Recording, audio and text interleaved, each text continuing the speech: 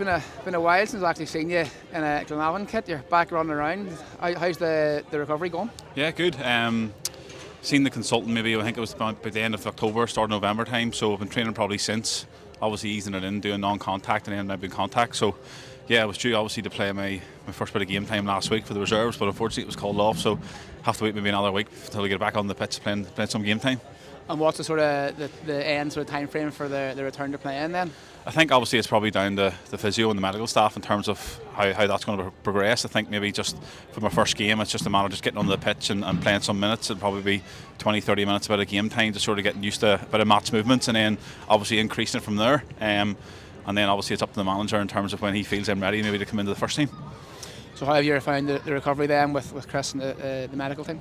Yeah, it's been obviously I've had my fair share of injuries over my career. This one's probably been one of the most sort of mentally challenging one in terms of probably the length of the time and obviously sort of the level of detail that needs to go into the rehab before obviously you can go back and do certain sort of points. So yeah, it's been tough mentally, but I think probably more so than anything with the aids and the mat and watching the boys play and being out, it probably just highlights that I want to obviously play a wee bit more and continue my career.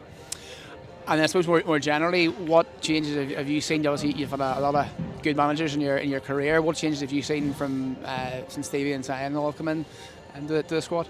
I think probably the level of detail that's provided to the players in terms of going through analysis of games and even every training session. We spend 10-15 minutes before every training going through what we're doing in training, why we're doing it, and obviously how it'll build into the match day. So I think in terms of the level of detail that's been given to me as a player and to the squad, it's definitely probably the most that I've worked with, and it's good. You know, I think for any players, I think even whether they're a youth player development or whether we're senior players in the Irish League, you know, detail is needed in terms of everybody knowing their jobs, everybody can be accountable and has a bit of responsibility and sort of bring everybody together.